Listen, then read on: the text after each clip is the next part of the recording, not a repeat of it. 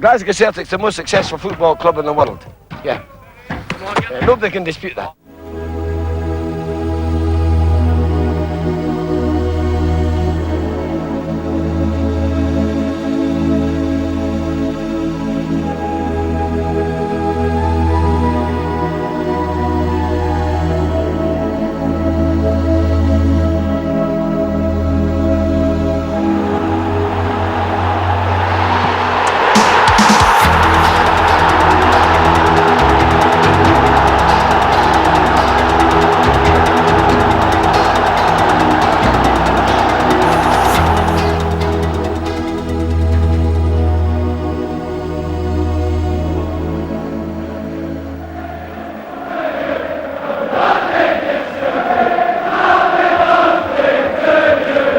In 1967 in Lisbon, a homebred Glasgow team utterly outplayed Inter Milan, one of the most expensive football teams in Europe.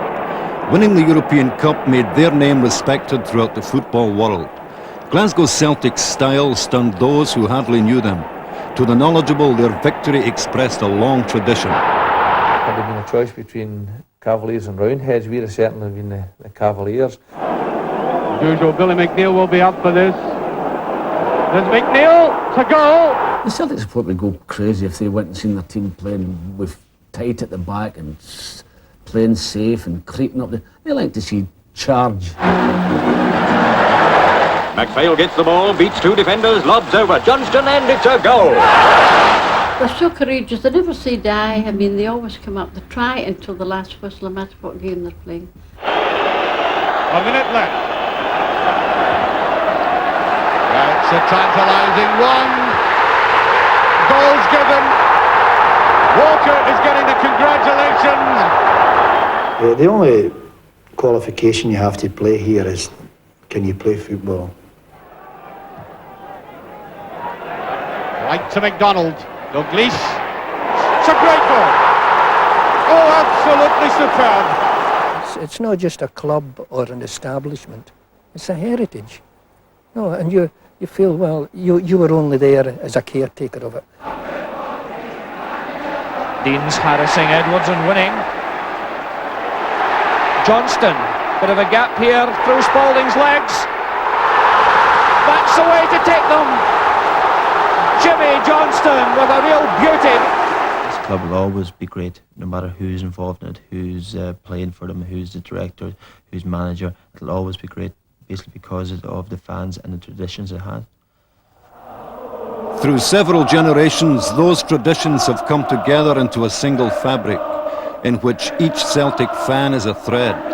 After 100 years, their commitment to their team shows no sign of wearing thin. They remain an inspiration to the players.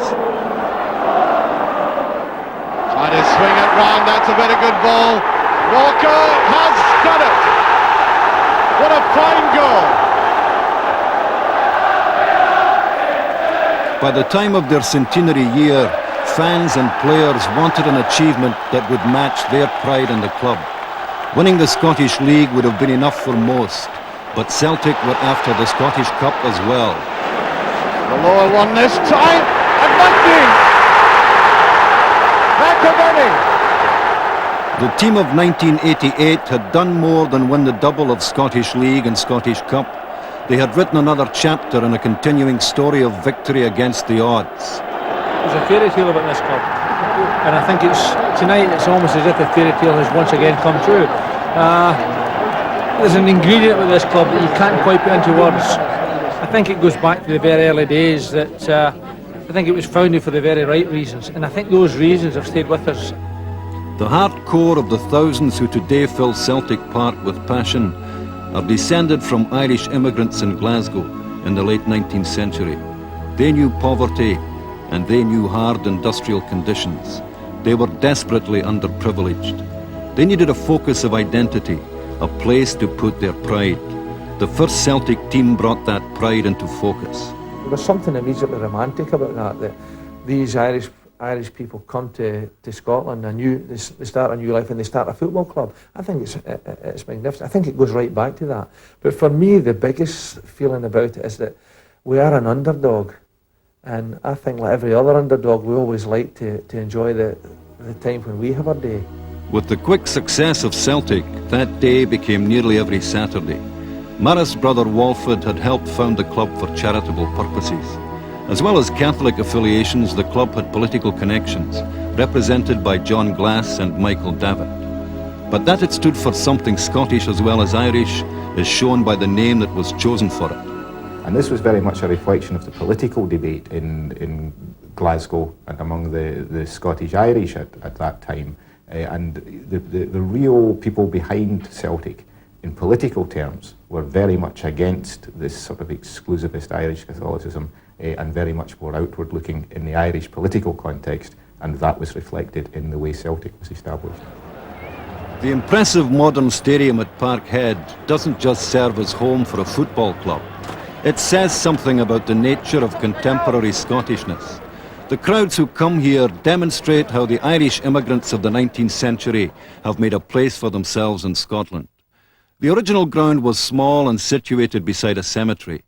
In 1892, a much more impressive stadium was built. As was said at the time, it was like moving from the graveyard to paradise. Like paradise, the new Celtic Park suggested a vision of a better future. The people who formed this club looked very far ahead. At a time when the biggest gate was about 12,000, they built a ground to accommodate 70,000 people.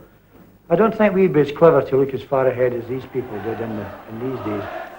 The modern Celtic fulfills the remarkable vision of those involved in the club's beginnings. The influence of men like James Kelly, a great player with the first team, haunts the club still. He and Tom Maley live on in the traditions they helped to create. In establishing these traditions, it was important that Celtic, in the first 50 years of its existence, had only one manager. Willie Maley just happened to be in the house at the time, almost literally, and they said to him, "Why don't you come along as well?" Willie Maley was much more an athlete than a footballer, but the fact that he did become, as he wrote later, in the great scheme of things, just determined his life and Celtic's life, because for the next 50 years he was the manager. A very gruff man sometimes. You walked in, he could shout at you, you know. How did you get in here, you know? And without a ticket. But he was an excellent manager. The success of Willie Maley and Celtic made the club big business.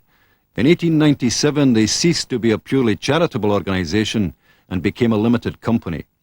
What the company produced was an unmistakable brand of fast attacking football that was to remain the hallmark of Celtic.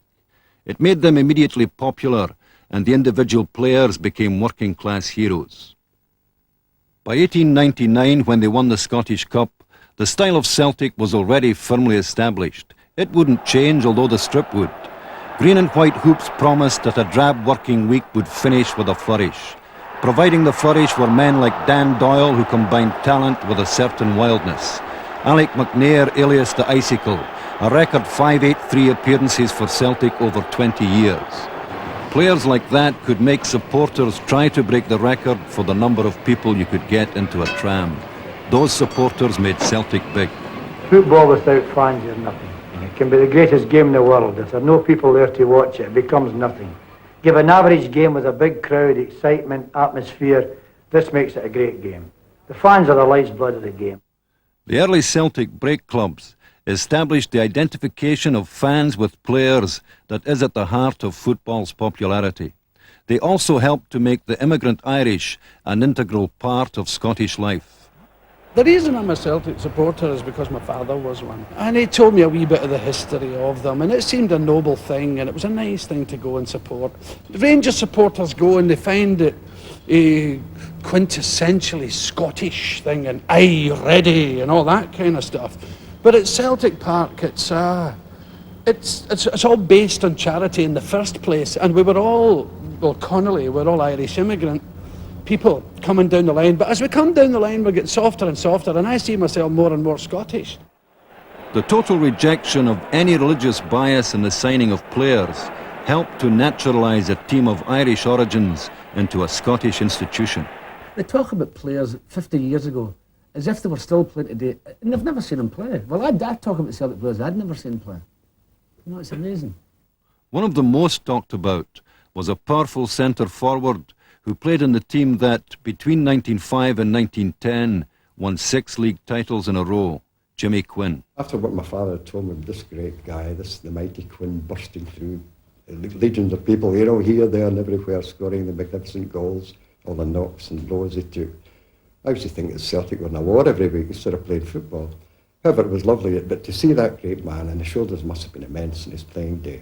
As soon as I signed for Celtic, I remember getting an invitation out to Croy to old Jimmy's house. He said, "You like a medal, son?" I went, "I like a medal, son." Imagine old man being in my position. He comes over with a tin. I'm sure it could have been a biscuit tin, could have been anything.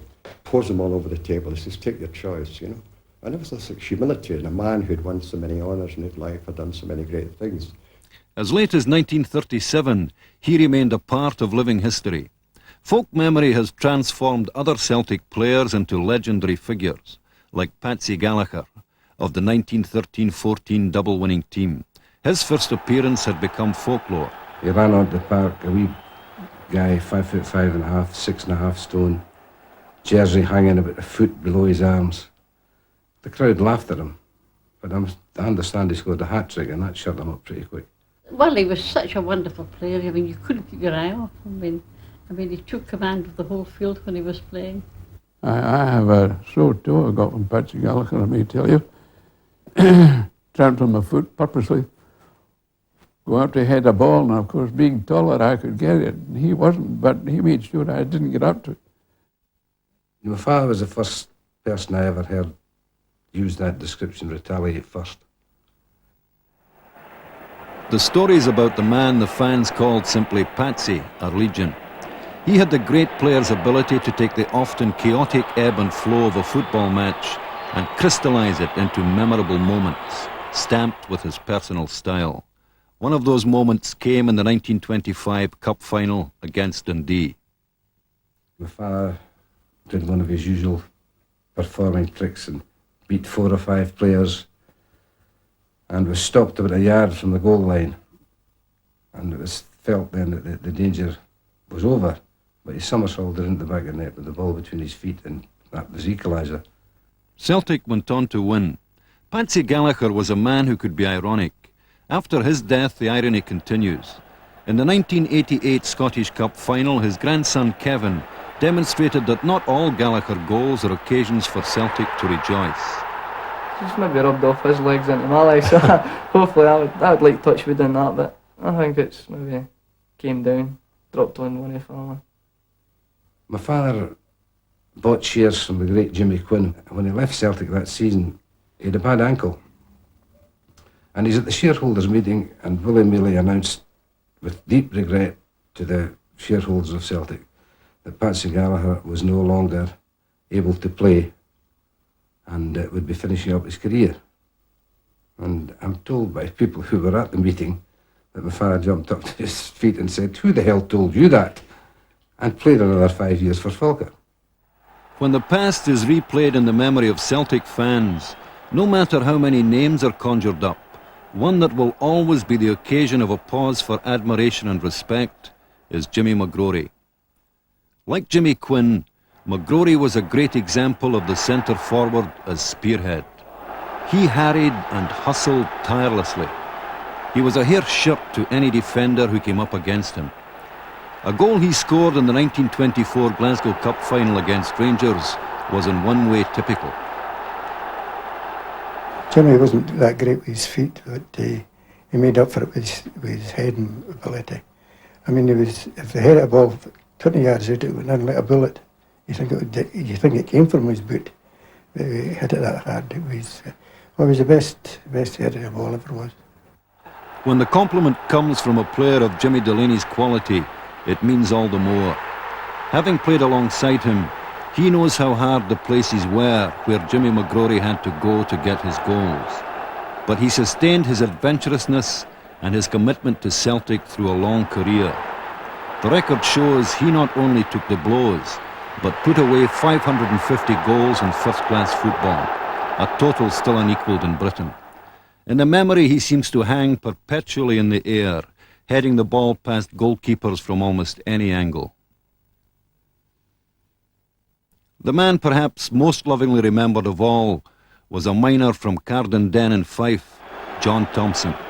He was a goalkeeper who was utterly fearless at a time when goalkeepers had a lot more to fear than they do today. He was sporting and graceful and gracious. Those who saw him knew what they were seeing. He seemed to have every aspect that a goalkeeper should have. He had agility, he had anticipation, he had almost everything you could think of. I mean, he could anticipate where a man was going to put the ball. All this everything. And that's what makes a good goalkeeper, positioning. His courage was always likely to put him in danger. In his early 20s, he played his last game for Celtic. His determination to go where the ball was, regardless of risk, resulted in a tragic accident. Sam English collided innocently with the young goalkeeper. John Thompson froze like a statue. As much as he had been loved, so deeply was he grieved for. I remember we came out really shattered. It lasted the whole evening. And I can remember the next morning my father got dressed and telling my mother, John Thompson's dead. It was like one of the family had gone.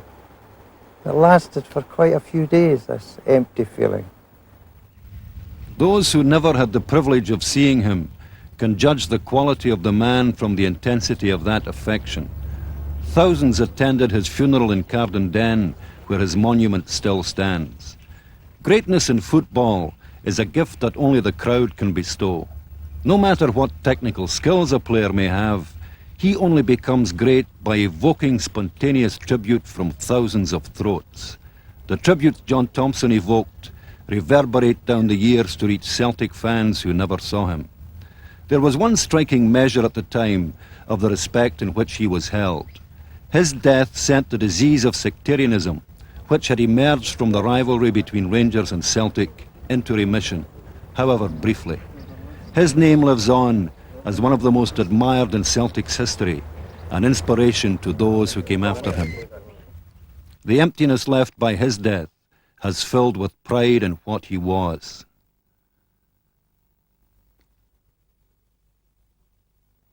Just as the history of the club is connected with certain names, it is also associated with certain places. Seamull Hydro on the Ayrshire coast is where successive generations of Celtic teams have come to prepare for special matches. It is a suitable background against which to prompt the memory of two Celtic players of the 30s. Malky MacDonald, a player whose comprehensive skills allowed him to be fielded in any position, and his friend of many years, outside right Matt Lynch. The first team I remember, without necessarily seeing them, was Shawmell, Nairn and Dodge, Young, Loney and Hay, Benham, O'Many, McQuinn, Summers and Hamilton. But the team that I remember first would be Thompson, Cook, McGonigal, Wilson, McStay and Geetons, Thompson, McGrory, Scarf and Napier. I remember seeing them regularly as a fan. And obviously the ease with which you can say it testifies to how you enjoyed them. Oh, that's a litany. Is that the same, Malky? Is that the same for you? Do you have... Well, the team that Matt quoted, Ackerman and that was my first. Peter Scarf, he quoted, no, it was at one exception. John Thompson had been killed and Joe Kennedy came. So the team I was Kennedy, Cook, McGonigal, Wilson, McStay, Geetons, Thompson, McGrory, Napier and myself. I got a game at outside left. No, there must have been a man short, so I got a game at outside left. And you scored 2 goals in your first game. I did. Against Johnny Jackson. Well, they said we had a good forward line, and it all emanated from a wee fella called John Crum. And I think, again, the success was because it was a different pattern, because previously the patterns had always been centre forwards as how would you, spearheads. Well, Jimmy McGrory and Jimmy Quinn were the previous ones. They were spearheads with wingers doing things. And this was a totally different thing altogether. We didn't have a spearhead. We had Jimmy Delaney and we had John Crum. And John Crum was the fella who made us because his positional play was phenomenal. No. And there was nothing rehearsed. As I said, everything emanated for this wee fella John Crum. John was as fly on the field as he was off the field. To the joy of the fans, the flyness paid off. Celtic beat Aberdeen 2-1 to win the Scottish Cup. It was Celtic's 15th cup victory, and the delight on the faces of the goal scorers, Willie Buchan and Johnny Crum, reflected the feelings of the supporters. A record crowd of 146,433 had turned up at Hampden for the match. The hard times of the 30s didn't prevent the Celtic support from turning out. They turned out too for the football competition that was staged to commemorate the Empire Exhibition of 1938. Having already won the Glasgow International Exhibition Trophy of 1902, Celtic were looking for a unique double. They met Everton in the final, hoping for the replica of Tate's Tower that would go to each player in the winning team. Jimmy Delaney recovered from injury in time to displace Matt Lynch at outside right. Celtic beat Everton 1-0 and showed they had a team at that time the equal of anything in Britain. Well, I mean, we had a great understanding. Johnny Crum was very tricky when he was playing centre forward. Malcolm MacDonald was one of these boys who could hold the ball. You didn't, and you didn't need to beat men. Malcolm beat them for you. He gave you the pass, and it was nothing else to do, only cross it. And it was the same with Johnny Divers. He ran it in a great position. He was a great header of the ball too. Frank Murphy. Frank was a great direct player, a great winger. Could shoot and pull over lovely crosses. We had a great forward line. We had a great team. It's, to me, it was the best Celtic team I've ever played in. The best Celtic team I've ever played. The quality of the team was confirmed by the winning of their 19th Scottish League and their 15th Scottish Cup. In their 50th year, Celtic had demonstrated that they could recapture the flair with which they had begun. It was a flair that would eventually lead them to the European Cup. The club gave a big dinner in the Grosvenor in Garden Street. Nobody except the shareholders were allowed. You know, it was lovely, the gents on the dinner jackets and the ladies on the lovely long evenings. That's gone, do you not think so? Perhaps it left with those who went to fight the Second World War. That was one event to which everybody was invited. The game went on at home, but serious league football was in abeyance. From 1940 to 45, Jimmy McStay took over from Willie Maley as manager. He would be replaced after the war by Jimmy McGrory. And in 1947, the power in the boardroom shifted to new chairman Bob Kelly.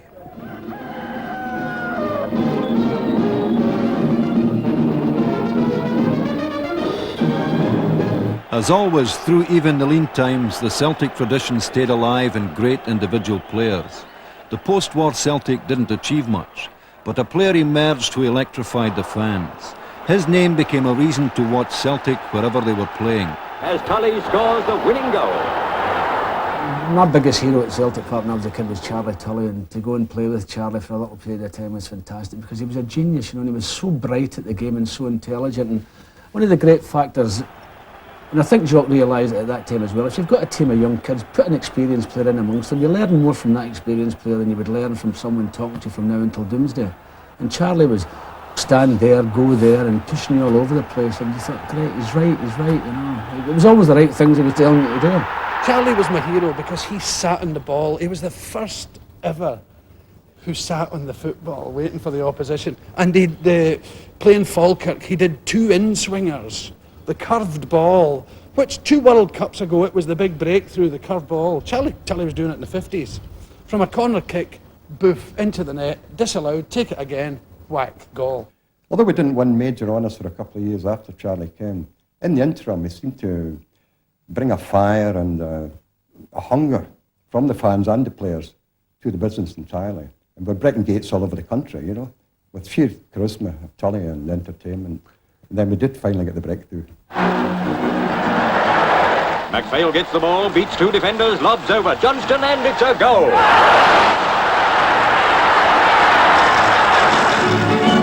And here's Celtic with the cup, their 16th success, and that's something to be proud about. In 1953, Celtic continued their habit of winning one-off competitions. Having beaten Arsenal and Manchester United, they went on to victory in the final of the Coronation Cup against Hibernian by 2-0. Mochan and Walsh were the scorers. Playing as captain that day, was a man Celtic had brought back to Scotland from Llanelli. His influence over the club's future was destined to be decisive. His name was Jock Stein. The success of his earliest associations with the club could be seen as prophetic. Like a lot of players who successfully make the transition to being managers, his awareness of his own limitations made him an impressive reader of a game. I was fairly good in the air, nothing more. I was good in the air, and at that time Celtic needed someone there. There were good players round about me. I wasn't a bad positional player, but I wasn't exceptional as a player now. Just ordinary, very ordinary. Jock didn't take any prisoners. It was as simple as that. He used everything he had, hands, knees and bumps of daisy. Jock Stein's ability to improvise did Celtic no harm at all.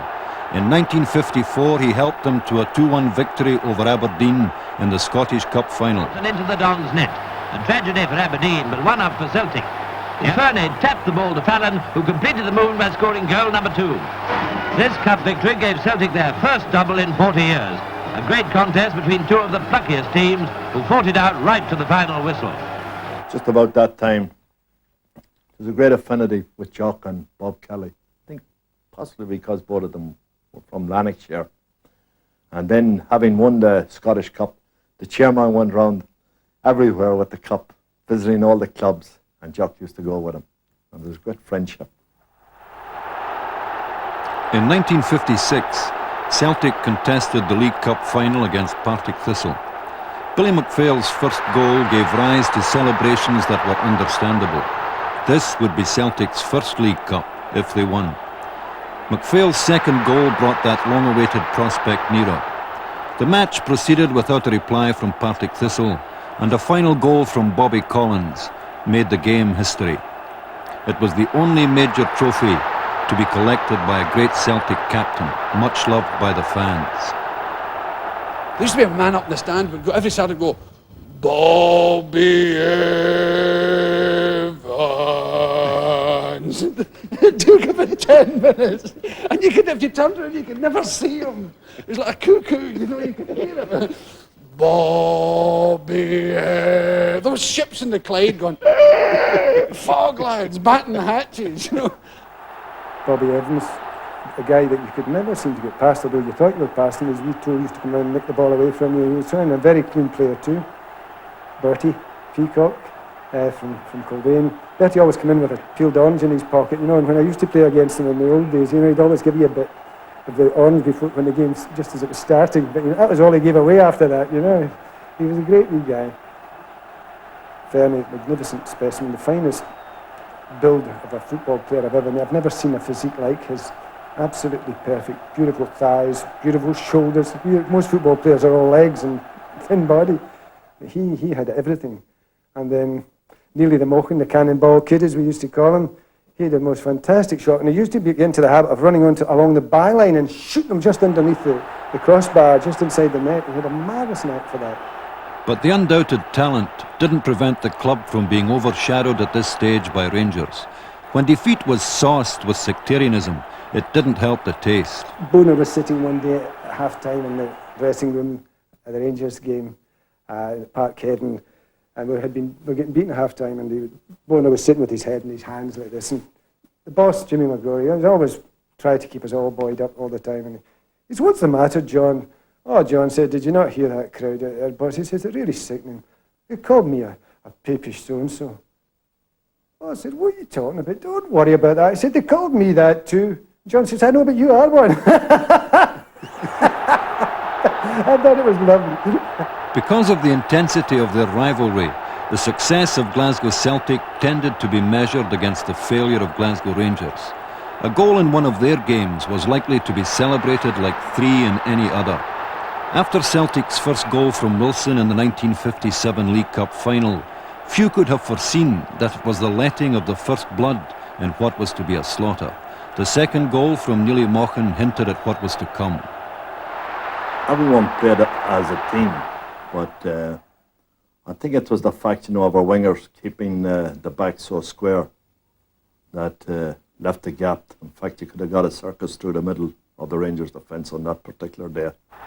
But Fernie was outstanding. He just run them ragged. Okay, they're ragged. Peacock had an outstanding game. Of course, when the team gets on top, everyone seems to play well. It was the second half before the superiority of Celtic on the day began to promise something more than just their second League Cup trophy. By the time a high ball came into the penalty area for Billy McPhail to head his own first goal and Celtic's third, the team was ready to go on the rampage. Rangers came back at them, but a headed goal from Simpson was as effective in stemming the tide as Kincanute had been. Celtic were confident enough to shoot at any sight of goal. The best the Rangers goalkeeper could do was delay the inevitable. Billy McPhail provided it. Celtic 4, Rangers 1. And still they came on. Celtic's fifth was taken by Neely Mochan in typical style. The Rangers' defence was in a state of collapse. Billy McPhail was to score the sixth for his hat-trick. Celtic weren't finished. They would add a seventh for the biggest win in a Senior Cup competition final. The last one at the penalty, I got up first, the four of us went down and I got up first and I ran through, and as I was coming into the penalty area, the big right back, a big beefy fellow playing it right back for Rangers, he just ran straight into me, put me up there. And Charlie was shouting, "Come on, nobody else has scored 4 goals, Billy." I said, no, really fair. Celtic's victory became for their fans instantly historic. But as Bertie Peacock arrived to collect his only major trophy as Celtic's captain, another kind of history was only a decade away.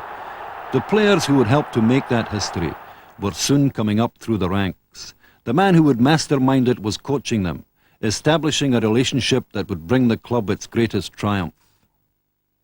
I got a bad ankle injury here, which was possibly the best thing that happened to me. An ankle injury which bothers me even yet. And I was conveniently pushed in to look after the reserve team. Maybe it would just create a job that was created for me, but it turned out good for Celtic and it turned out good for me. But at that particular time, it turned out good for Celtic because we had to start a new reserve team to build towards the future. Oh, he was a warm fella. I mean, Jock loved football. He lived for it, you know, and just he was crazy about football. And when you spoke to him, you had a realisation about you that he was talking a little bit of sense.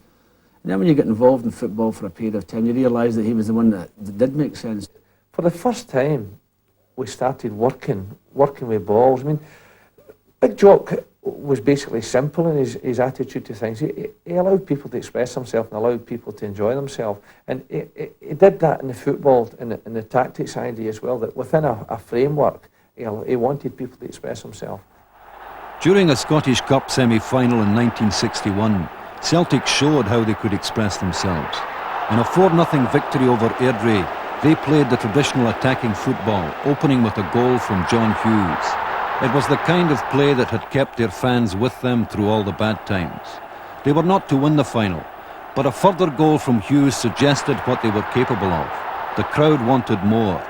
More came from Stevie Chalmers and Willie Fernie, reminding the support that their team had the players to achieve more than they had done so far, and other exciting prospects were coming through. Jimmy Johnston. I saw the first game Jimmy Johnston ever played for Celtic. It was in well, I'm sure it was the first. It was a Scottish Cup tie. And this wee red-haired man ran on, and everybody knew his name, but nobody had seen him. I went, my God, what's that? It was a wee miniature Bobby Evans. Colvin towering above him. Now you see why Celtic decided to play this little boy today. The achievement didn't always match the talent, but the promise was there in abundance. McNamee taking the throw to Divers. Mackay clearing. Murdoch coming through, and here's Hughes. Hughes should score. No, but Murdoch does. I said right, Johnston.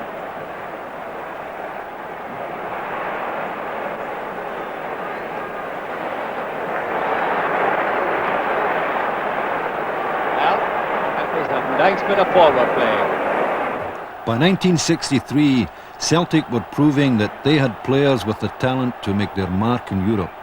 In the 3-0 victory over Dynamo Zagreb, Stevie Chalmers scored 2 goals. Helenio Herrera of Inter Milan should have been watching. All Celtic needed was someone with the vision and skill to harness the talent they were producing. all of a sudden it's 1965 and I'm 25 and I'm married, I've got a family, and nothing was happening. The club didn't seem to be going in any definite direction. And then all of a sudden, Big Jock came back and we won the cup in 65. Bertol scored 2 goals and I scored the winning goal, which was tremendous, and that opened up a whole new era for us. I mean, that was the first time I'd ever seen the dramatic reaction from Celtic fans. They were so relieved and so happy that something at last was happening. What was happening was that Celtic were entering the greatest era so far in the club's history. Jock Stein was back, after spells as manager of Dunfermline and Hibernian. His assistant at Celtic Park was to be Sean Fallon. We put our heads together. There was no problems. They thought I'd be annoyed. I was supposed to be earmarked for the managership at that time. But a better man couldn't have got the job, as he proved. I think that everybody knew he just had something. He was supremely confident. We just knew that anything he did was right. It was the best thing that happened to Celtic. More than one Kelly had that hope. The whole nature of the operation at Celtic Park changed with the arrival of Jock Stein. For a start, Bob Kelly ceased to pick the team. I think that Kelly was enough of a real football man to realise that the best thing he could do for the club he loved was to get the most powerful personality, the most powerful football mind available to Celtic. He got Jock Stein, and he realised instantly that Jock Stein would be running the football side of the club. Well, I didn't think it would work because Celtic have never, I don't think I have ever worked really with a manager having full say. But I was assured that I'd be given full control of the side and full control. But I didn't want to be told that I get full control. I'm not used to getting full control if you're not able to get it. What I wanted to do was to prove to the people I was capable of taking full control. At the first Thursday night session, after Jock took over, he made it plain to the board that there were just too many problems. There was an injury here and a cold there, and it wouldn't be possible to name the team until just before the match. And Bob Kelly said, in other words, you're telling us to mind our own business. And Jock said, well, that's about the size of it. In his first full season as manager, Jock Stein's team served notice in Europe that Celtic were coming. Though they would lose the semi-final of the European Cup Winners' Cup to Liverpool in the second leg, Celtic won the first game. Goal by Lennox. Inside forward Lennox. After 7 minutes of the second half, Celtic won, Liverpool 0. Season 1966-67 was to be the one.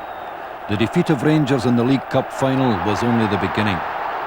Lots of people think that if they win the 2 Rangers games, Celtic supporters may feel that. If you win the 2 Rangers games, that's all that matters.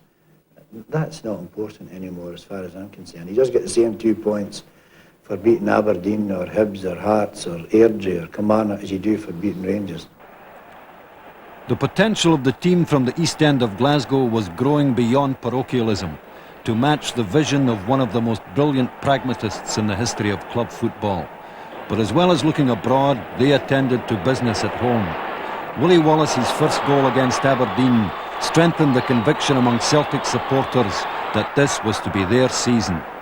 The conviction grew as the game went on.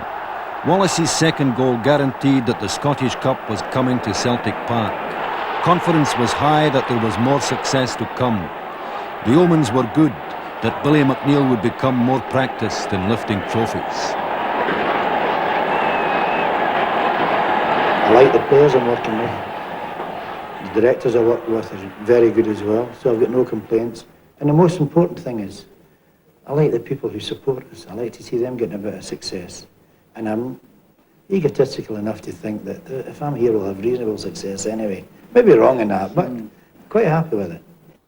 He wasn't wrong. Celtic clinched the league title, drawing 2 each with Rangers. That success might have satisfied the Celtic fans, but Jock Stein saw a larger destiny for the team. To realise his dream of a Celtic beyond domestic success, all his skills would be necessary. He was able to deal with very sophisticated players, of whom he had several, and he was able to deal with sort of wild eccentrics like Jimmy Johnson.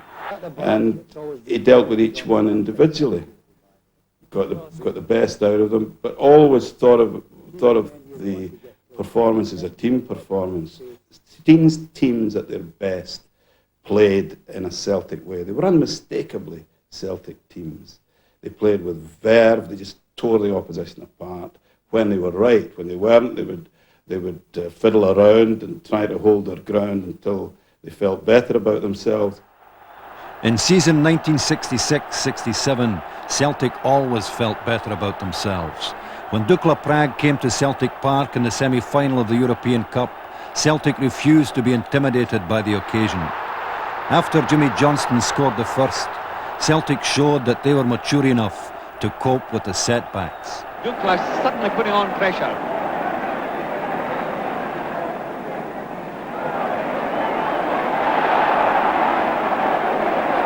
Strunk, and he scored. Strunk has scored to make it 1 goal each, just on half-time. Head forward all. Murdoch. Johnston.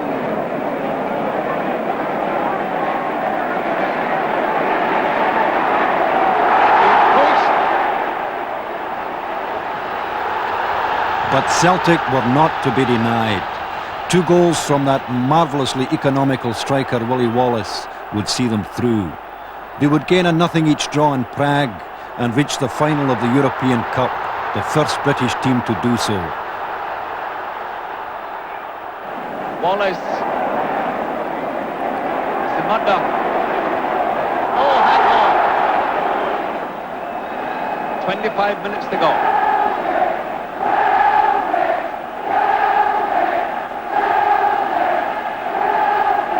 Head forward all. And it's a goal for Wallace! The dream was becoming reality. Well, I think like every other club, the European Cup must be everyone in Scotland's ambition, particularly as no Scottish team has ever reached the final even. But I think this is a big dream. I think it would be a tremendous performance for any club to do so.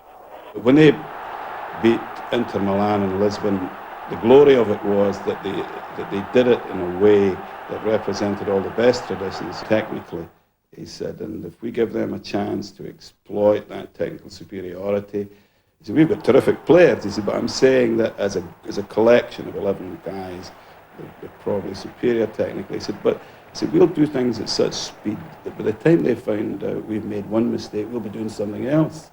He said, and we'll keep doing it. And of course, they play them off the park. But winning European Cups doesn't come easy. Being already underdogs, a lesser team than Celtic might have been buried when they conceded a penalty early in the game. A lot of pundits must already have been reading the writing on the wall.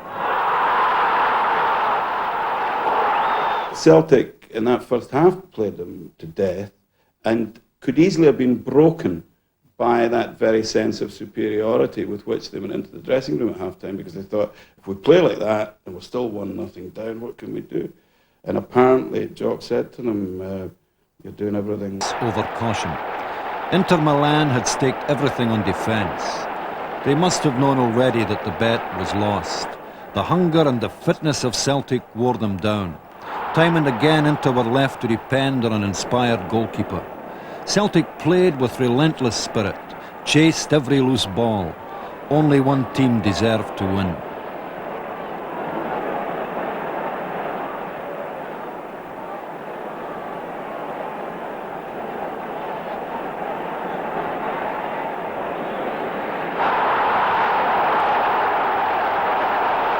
By the time Stevie Chalmers had scored the second, Celtic had massacred Inter Milan 2-1.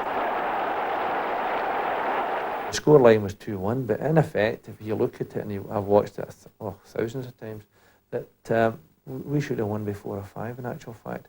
It was only for the brilliance of the goalkeeper, Sarti, who incidentally we thought might have been a weak link before the game, you know, and he had an outstanding game. Those who danced in front of television sets back home had gone beyond sectarianism. They were celebrating an expression of Scottishness.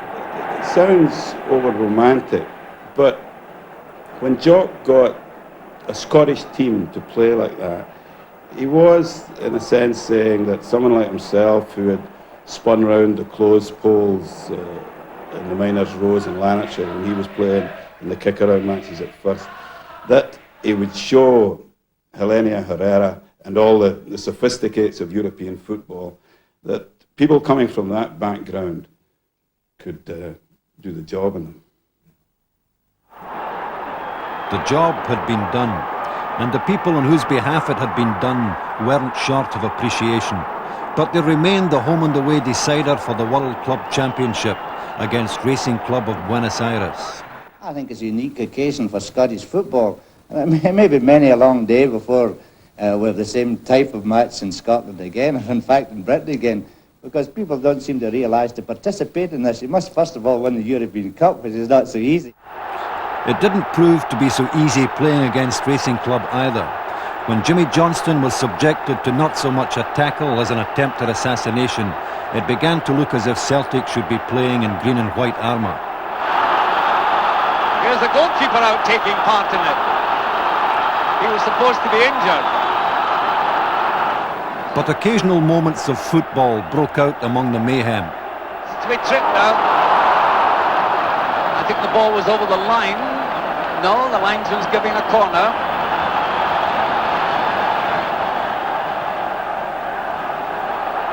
McNeil, that's a goal by McNeil. McNeil has scored. Celtic won 1-0, but the most obvious result was that the return leg in Argentina would be a settling of scores that had nothing to do with football. It's Martin, the captain. Oh, and all's done as though he'd been poleaxed. Racing Club beat Celtic 2-1 in Buenos Aires. In that game, Ronnie Simpson had been carried off before a ball was kicked.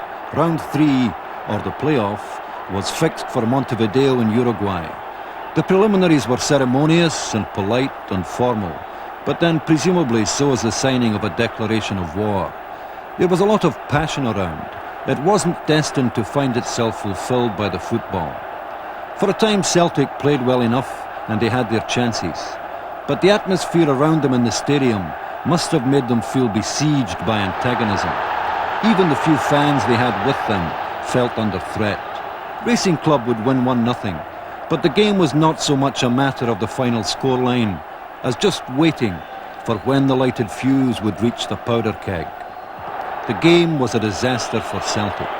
Riot police were called in twice to restore order on the field. All Celtic won was the sending off tally. 4 players from Celtic, 2 from Racing Club. Bob Kelly, who hadn't wanted to play the game in the first place, was deeply saddened. Like everybody else at Celtic Park, Jock Stein was hurt by the experience, but he was also looking to the future. The impressive talents he had welded into the winners of the European Cup were still in full flow. To the fans, they had a lot of pleasure to give yet. They would outmaneuver many more defences before they were finished. They would score many more goals, as if it was a habit they didn't know how to break.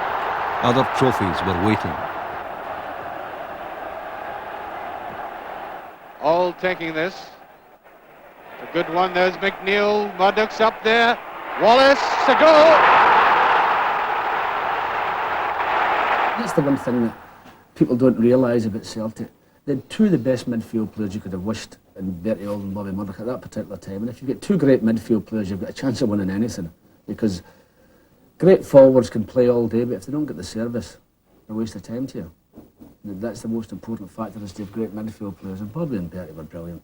Brilliant players. And Bertie wasn't exactly a bum tackler either. Gentleman. Here's all. There's a beautiful pass to Lennox. He must score. He has. When I played once for Celtic at Liverpool. I think it was for Ronnie Yeats's testimonial. And I felt that Bobby Lennox read me to a T.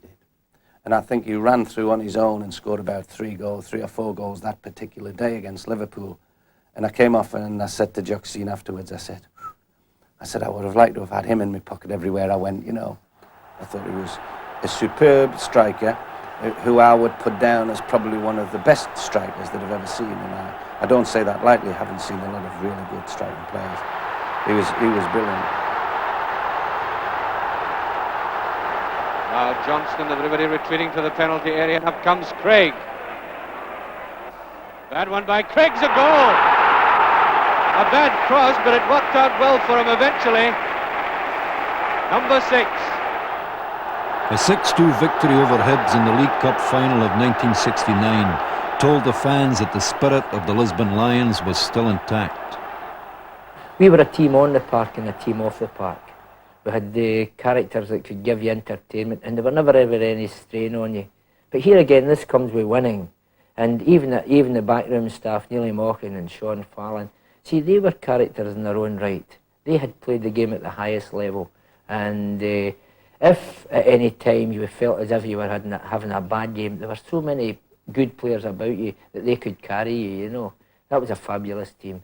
It wasn't were you going to win, it was how many are you going to win by at Celtic Park at that time. As usual, Billy McNeil will be up for this.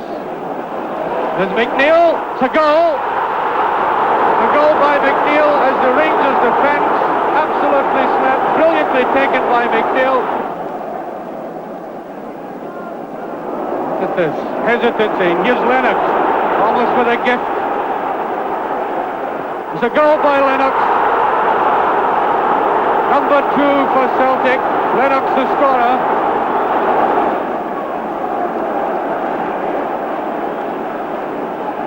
Hall. Smith with them.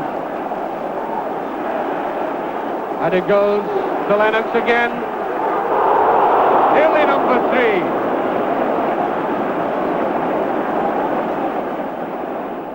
One of the sadnesses of that era was that the talent of George Connolly was to be lost to Celtic when he quit the game. What a chance for Connolly. It's a goal. It's a goal by Connolly.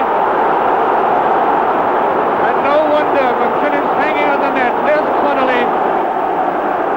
No offside. McKinnon appealing for offside, but no. Here's Chalmers. It's a great goal by Chalmers. It made success in Europe a wee bit more difficult because we were open and the Continentals are that bit more patient than we were, and that bit less expressive. They tended to hit on the break, whereas we wanted to play pushing forward for the full 90 minutes.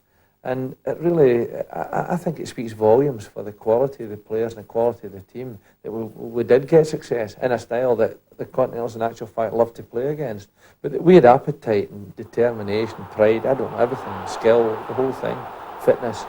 I think few teams could really have ever copied it.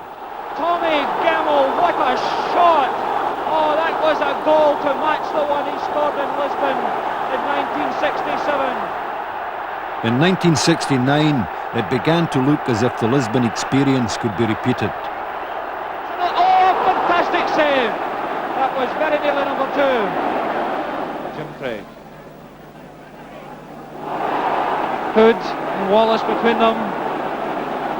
4 defenders coming back, but Wallace, it's a goal from an impossible angle. This is number 2. Hughes. Modichan marked in the middle. Wallace. Blocked. Wallace across field again. Celtic still in possession. Jim Craig. Johnston. Again Craig attacking from behind. Auld. Fierce Celtic attack. The eventual 3-0 victory would be pulled back by Benfica, but Celtic would win on the toss of a coin. They would then beat Fiorentina and be in the semi-final. Still keeping it in play. Appeal for a penalty turned down. Craig, Murdoch. Hood is number 3. I remember picking up the phone at Celtic Park and supporters were phoning in and saying, "What's the draw?" And I said, we get Leeds United. And they went, "Oh no." And that was the attitude. I mean, everybody, we were told that Leeds United were invincible. And then we beat them home and away in the semi-final. Obviously going to be a game for brave men. The second leg of what had been dubbed the Battle of Britain took place at Hampden. Has done it for Leeds. Celtic now at 7 corners. Leeds hadn't had 7 minutes gone in the second half. That kind of injury time. 1 each. The Scottish case of climbing the mountain and then falling over the hill that's at the top of it. The shape of the club today is about Jock Stein, because he brought it from being a club with proud traditions and great past into a club with a tremendous present, and he made them into the European giants that we became, no doubt about that whatsoever. But he and the rest of us underestimated Feyenoord. They were a much, much better side. And we were conned, and maybe they conned us, but certainly we fell for it. But the Lisbon Lions remain the team that has represented most dramatically the Celtic tradition, the heart of which is pride. It is a pride that remains well-founded today after 100 years of competition. 35 Scottish League titles, 28 Scottish Cups, 9 Scottish League Cups, the Glasgow International Exhibition Trophy 1902, the Empire Exhibition Trophy 1938, the Victorian Europe Cup 1945, the St Mungo Cup 1951, the Coronation Cup 1953, the European Cup 1967. Jock Stein and his players translated Glasgow Celtic into an expression that is understood anywhere in the football world. The wisdom of Bob Kelly and that appointment he made in 1965 has given his club its greatest achievements. Bob Kelly was great. He was a great man. Bob Kelly, he was a man that led the road for the latest and the Celtic supporters are enjoying just now.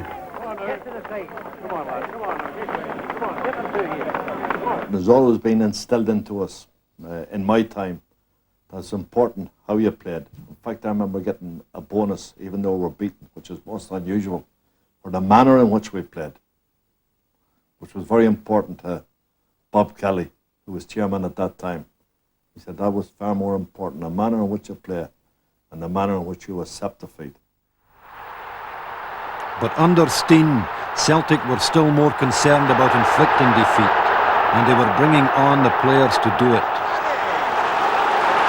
Young McCarry, who has made it. Celtic 1, Rangers 0 after 23 and a half minutes. Callaghan. And Celtic with lots of room to move. Jackson doing a good job of stopping him. Jackson to rescue again. Callaghan. Rangers defence a bit bemused just now as Johnson got right in, pulled down, it's a penalty. It's a penalty, McKinnon. Well, there's good spirit. And there is 2-0 for Celtic. It was their team consisted of Lou McCarry, David Hay, George Connolly, young boy Douglas, I think. He played for us. And we had a great team. We were nicknamed the Quality Street Gang. And we grew up together and we all learnt from each other as well. But I say basically training with these Lisbon Lions was a great learning centre for us. The supply of great strikers seemed endless. With it. Gideon scores a goal. A goal by Dean. Ball coming off his arm, but Brownlee just getting to that, or does he? Dean's it's in. What a chance. Must be a goal. No. He scored. Dean's has scored number 3. Rock fighting hard, but again you see somebody at the back for Celtic. And Dean's is onside. Great chance for Dean's is a goal. Well, there was nothing more than I liked doing, well, is getting the crowd going and chanting your name and running to the jungle and when you scored a goal. Or, you know, you got to be things on the field of play too. Maybe the referee didn't see, the crowd had seen it, you know, such as the Alba going and that, you know. Used to get a lot of that nowadays. But that was, I loved it, and I know I gave the crowd a lot of fun, and they certainly lifted me on a Saturday.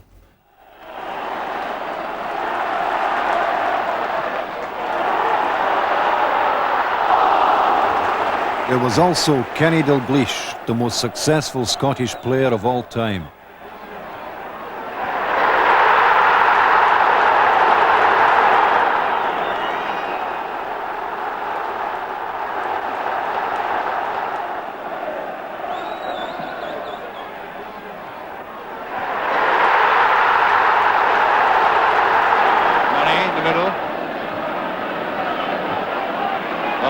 Team can get going, but here's Dixie Deans. It's a better looking ball. There's Harry Hood with a chance. It must be.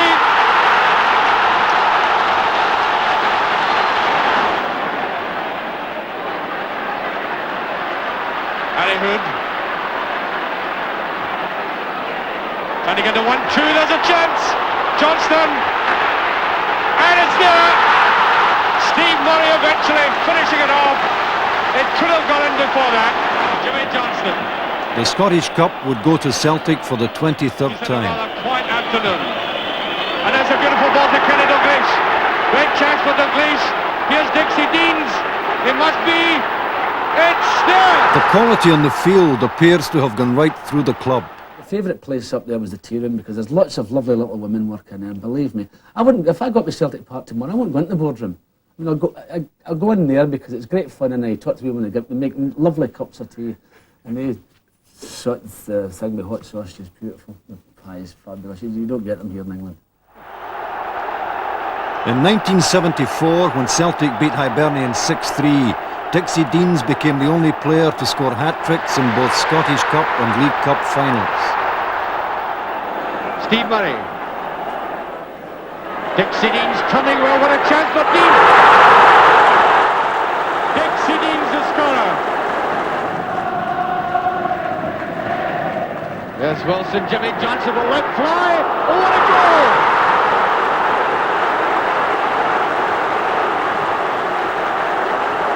And well may they hug Dixie Deans again.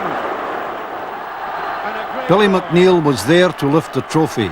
His contribution to Celtic as a player had been immense. Nobody ever played more effectively, with more sense of what was required, with more conviction about the worth of what they were up to.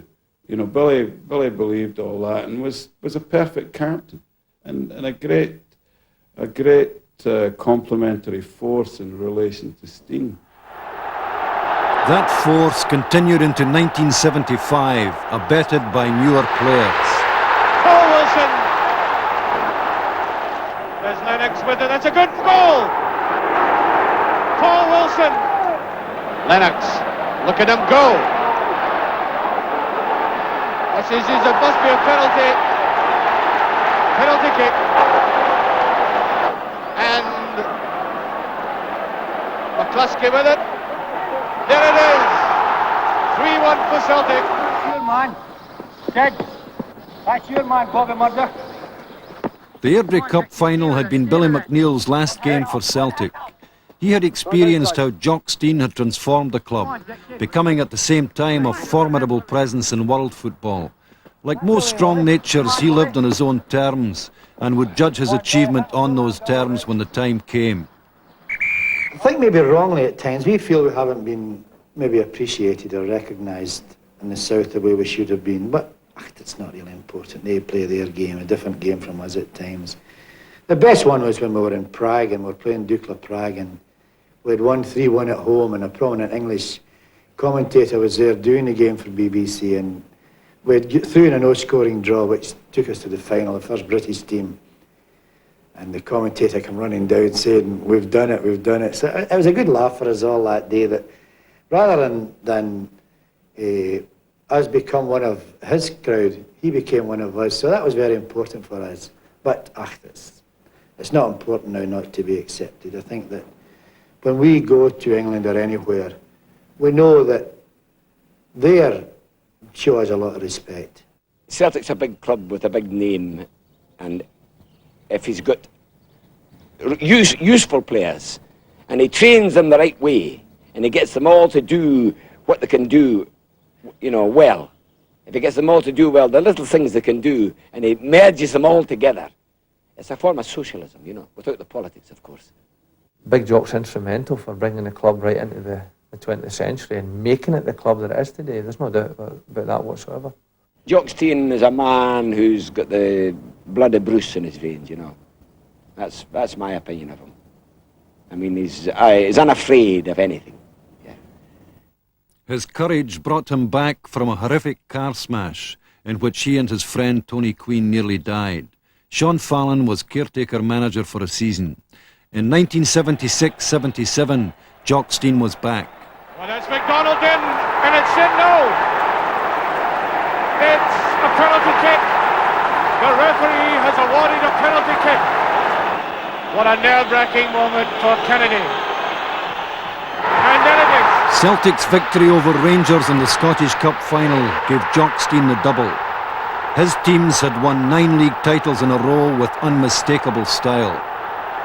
When he made football teams play as he did, it was because he had a knowledge of the anguish of life, if you like. Although his teams played with great joy, it was probably the most conspicuous aspect of their approach to the game was, as I've said earlier, verve. He was a big man in the sense of being a very big spirit. Terrific intelligence, terrific perception, terrific sense of practicality about how romantic ideas of football could be made to work through sometimes very ordinary wee guys from the sort of places we were brought up in, but a huge spirit. And there is Kenny Dalglish getting his first cup victory as Celtic captain.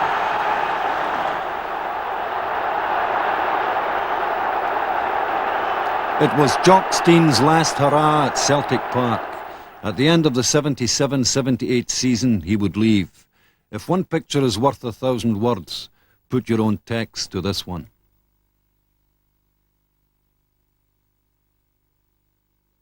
Most of those close to Jock think it was an offer that was going to remain an offer and not become a fact. I'm in no position to judge the realities of that, and I'm certain there were many other elements in what happened back in that very grim time. When I talk about it, I just think back to how much it devastated Jock. It was time up for Jock Stein at Parkhead. Whatever lay behind the sadness of his going, he approved of Billy McNeill as his successor. His approval was justified by immediate results. I remember when I came back as manager and we beat Rangers 4-2 to win the title that year. I mean, the dressing room was full of ex-players who were just as delighted as the players today. And I find that happens. Ex-players are so happy for the success that you get. It's terrific. When you talk about following Jock Stein, clearly you're loading even the best of candidates with too many millstones, too many disadvantages. The choice of Billy McNeill, I think, is excellent. Billy was very important to Jock. Jock said to me he said, the Celtic that I created would not have existed without Billy McNeill. Billy McNeill was absolutely a cornerstone. McNeill remained the cornerstone as manager. His combination of inherited and acquired players continued to challenge for titles. Well away by Dawson. There's Snedden. Tom Forsyth. Still not clear. Danny McGrain. Oh, that's a goal! McCluskey got the touch from that shot. There was a deflection. The joy of winning was marred by events after the match. The dinosaur of sectarianism arrived to spoil the party, and mounted policemen replaced the players on the pitch. People were wondering when the Scottish Cup would stop brimming with bigotry. I think the religious thing's not a good thing. I mean, that's out the window and that. And I think if Rangers signed Catholics, there'd still be the same hatred. It would take away the religious bigotry possibly. There'd still be the same hatred. And I don't think you can have football without the hatred. I mean, that's what makes the Celtic Rangers game the greatest club game in the world.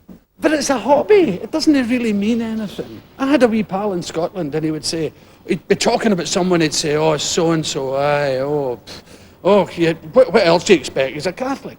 And I would say, oh, come on, get a grip. They'd say, oh, no, He wasn't like you, Billy. He was a right Catholic. And I've never understood what this meant. But they've got little divisions, you know. But I think, as I said, it's a hobby. And they keep it for 90 minutes. And they seethe and roar and they let off some steam. They don't carry it on through the week. Because I've worked beside guys who were real rivals on a Saturday and pals all week. I've also worked beside guys who took it a wee bit serious. But they need treatment. Meanwhile, back at the football, Celtic in 1981 were defeating Dundee United 3-2 to clinch their 32nd league title. Forward in the headers for a great goal. A lot of curling, that's a neat touch in the end. Mugabe with the final touch. Reads wide in the left. Buns was screaming for a good run by Buns. Must put it away and does.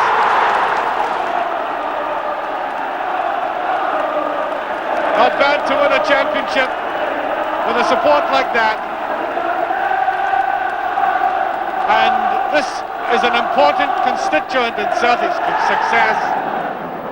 The loyalty of the fans was rewarded with performances like Celtic's 7-0 demolition of Motherwell in 1982. He's done it. No lob, straight forward, 6 goal. And I can't get it away, goes Aiken again. Oh, it's 2 against 1, would you believe? And Mugabe Nicholas, is he going to be unselfish? Is he taking it himself? He is! The traditional Celtic flair was still there, but compounded with a strange new ingredient. Charlie Nicholas, brilliant footballer and male model, typified something that was becoming more common in the Scottish game. The skills the players demonstrated in the field needn't be identified with any particular club. They could be a commodity for sale to the highest bidder. It was an understandable attitude, but one that cut across the traditional values of Celtic. The old principle of the footballer as club patriot that had sustained Celtic for so long was being challenged by the new principle of the footballer as mercenary. Well, it's not for me to say what I'm worth, because I mean I couldn't do that, because like so, the transfers fees and that were about out of proportion anyway. I think obviously because I scored a lot of goals, it's not because I'm a better player than anybody else, but I scored more goals than some people did, and it's caused a lot of concern because they want to buy me and I've scored maybe 50 goals. The more the goals came, the greater the risk was of the players going. Robin. Good position for Celtic, and that's a goal. Nicholas has done it. Robin to take it.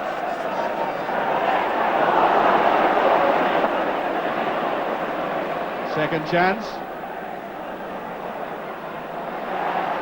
Cleland down, and that's him. Mother McLeod, number 2. Celtic's 9th League Cup victory declared that whatever else was happening, the quality of the play stayed high. He's aiming for goal himself this time. And a brilliant goal. But unrest wasn't restricted to the players. Denied the contract he asked for, Billy McNeill left the club he had served for so long. In 1983 he moved to Manchester City and was replaced, typically enough, by another fine former Celtic player and a man with previous managerial experience. Davy Hay took over at Celtic Park. He too was to achieve success. In 1985, the team was captained to cup victory by Danny McGrain, a player reminiscent of an older Celtic breed. 20 years with the club, a record comparable to that of one of the earlier players, Alec McNair. Only twice in the history of the Scottish Cup have goals been scored direct from a free kick. Is this a bit of history? It is! David Provan.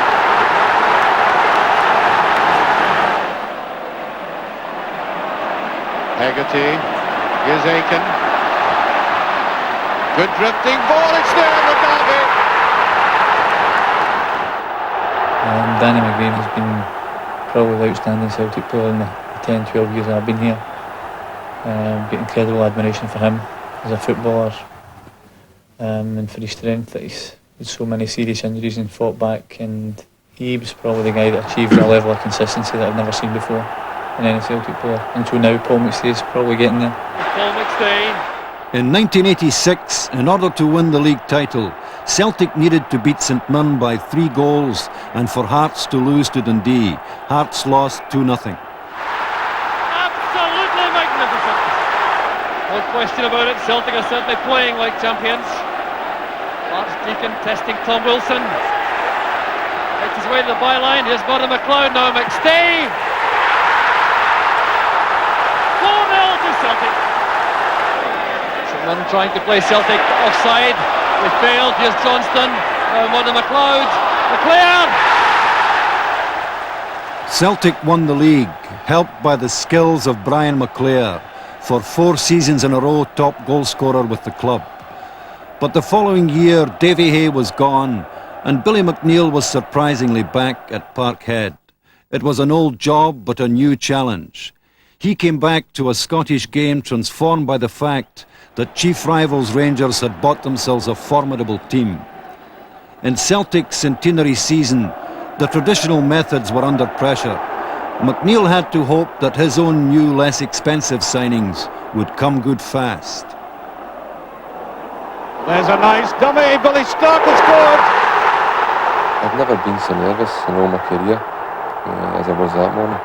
My wife will verify that. I just was snapping back at her all morning. So to get the goal so early in the game played a large part in helping the Celtic support to accept me, having played against them all these years. The one thing that had stayed utterly the same at Celtic Park was the paramount importance of the fans. I've been fortunate enough that I've had a fairly good relationship with the fans over the years. And it does help. I mean, it does help your confidence. It helps you to relax in the park. And it's been said umpteen times that the fans are worth a goal of a start to us. No doubt about it. The first sight you get of the support is when you come down through the tunnel. And it's the jungle, probably the most famous part of the stadium. And I mean, when that's full, there's no better sight in the world. This is the holy ground here. You know, and it always will be. You may graduate to the stand, or even worse, they may put you in the director's box, but you can't even stand up when they score a goal or anything. This is where it all happens. Everybody over there wishes they were in. I don't think there's a better sight in football when you see the Celtic supporters showing all the colours right around the terrace. I don't think there's anything better in football. And what it does for the players is dramatic. I mean, it gives you the extra impetus just when you need it. I mean, it makes you run that wee bit faster, particularly when things were going wrong and maybe you were a goal behind. That's when that added ingredient came out. They can't get it in. It's gone in. Mark McGee. In the Hearts game, the semi-final, when we pulled it back to 1 each, there was, I think, a free kick at the halfway line, though, and maybe a lot of teams would have settled, and maybe some of our minds were not settled 1 each. We'll go for a replay, and then you heard this voice for the back. Come on, we can do it, no, and that was it, no. The man is tremendous. There's Billy Stark. Corner kick does save.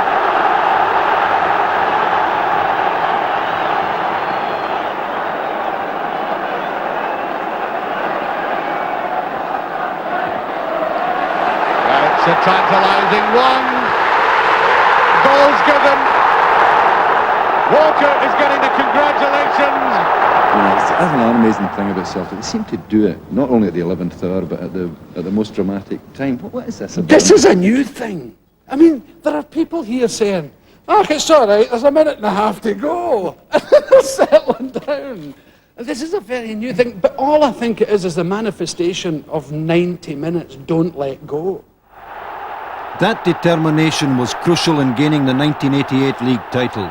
McNeill's achievement wasn't just that once again he had brought Celtic success against the odds, but that he had done it with players who weren't simply mercenaries. They played for the money, it was true, but they retained some of the pride that had started the team. The hallmark of their performance was commitment to the club. The easiest thing is to buy players and go and look at players and just bring them to the club, and from whatever background. I like to bring players to the club that can quickly have a feeling and get a feeling for Celtic if they haven't already got that. I think the success that we had this season goes down to the fact that these players feel very, very strong for the club, and they have got this good Celtic feeling about them. He's a great manager, he's a great motivator, and he's got a tremendous will to win, and that rubs off on the rest of the players. He's the most successful manager I've ever played under. The last spell he was here, he won 3 championships, a Scottish Cup and a League Cup. And already he's back and we've won the league and hopefully the cup. It's a grand old team to play for, but it's a grand old team to stay. And if you know the history, it's enough to make your hearts go nay-nay-no-no. They knew the history, those fans who followed Celtic to Hampden, and those who, unable to get tickets, gathered together to watch on television. They were part of the same tradition. The descendants of the original Celtic fans weren't just coming to see the cup final, but to reaffirm the conviction that lay behind the club's foundation, that they had cause for pride and that they belonged where they were, as part of Scotland. They arrived, as they always have done, like a crucial 12th man in the team, determined to will the players into achieving the result they wanted. Celtic in their centenary year. Dundee United 21 years younger. Almost an infant by comparison. Different styles. Or McStay. It's more like McStay. McAvenny, and that must be just pushed away. Football doesn't always obey the will of the fans. Ooh. Well, I shouldn't have got into that position. Kevin Gallagher. Free kick.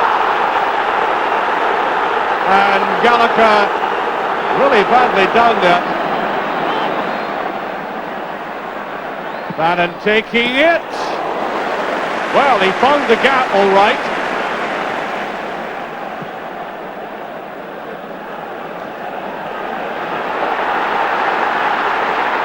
Gallagher, goal! Even one goal down well into the second half, players and fans maintained belief in themselves. Way to the far side, here's Rogan. That's a better one, a equaliser. McAvenny.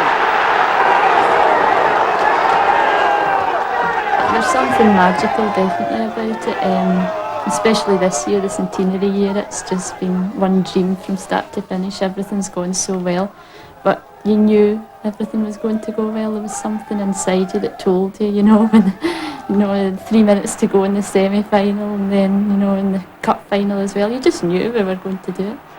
We're in for the final minute. The lower one this time, and McAvenny. One of the interesting mysteries of Celtic is how a group of people, fans and players and management, can bring their passion and commitment and skill to the most unpredictably fluid ball game in the world and oblige it to agree with their sense of themselves. 1988 has justified 1888. But season 1987-88 is already the past. And it is in the nature of football always to be preparing for the next game. The past is the place from which we learn. From there we can equip ourselves with the right attitudes, the example of others, a proper commitment. Celtic has a proud tradition, but the battle is always in the present and pushing towards the future.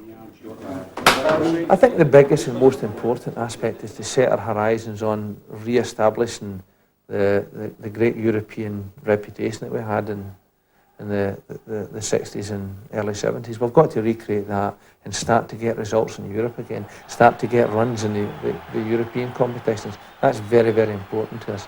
And obviously we've got to use this season as a base for restructuring very, very strongly for the future.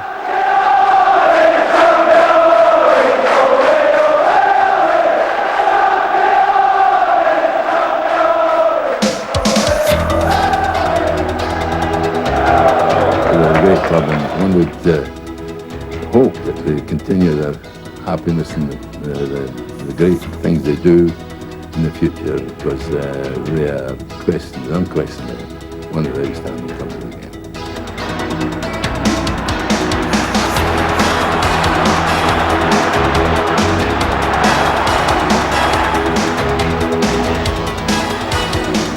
no matter who's going to be here in the next 100 years, to be still looking for the same sort of achievements, which is great.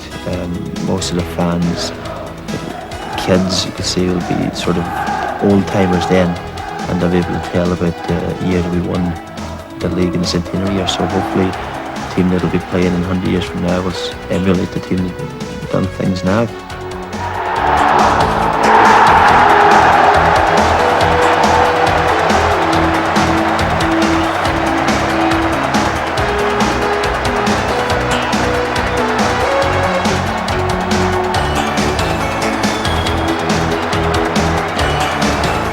Celtic will always want to play in a way that entertains their fans, certainly always trying to win the game in as convincing a fashion as possible. And I think that that's what really attracts Celtic supporters to Celtic Park. The fact that they're coming to see a somewhat cavalier approach to football, and people who are really trying to play football in a sense that expresses the better aspects of the game. And I think that's what the people love, and I think they'll always love that as long as we play it that way.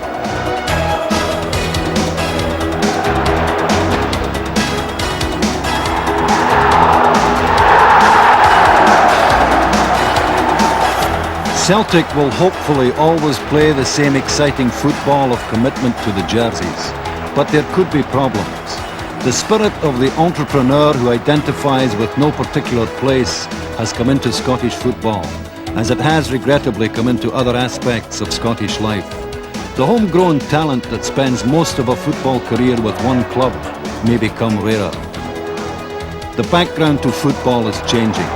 It is hard to imagine a successful repetition of Jock Stein's methods in the 1980s or 90s. If Celtic is to maintain its traditions, it may have to adapt them. Its greatest strength in trying to do so and yet keep its identity will be the continuing loyalty and belief in the team of its fans. They made the club. They will help it to remain itself. Joe Gallagher, who has won a cup of his own as Celtic's greatest supporter, speaks for the crowd. My ambition is to do another 9 in a row. That's my ambition. 8 to go. So it's up to the man up there and Billy. I'm no fear about Billy.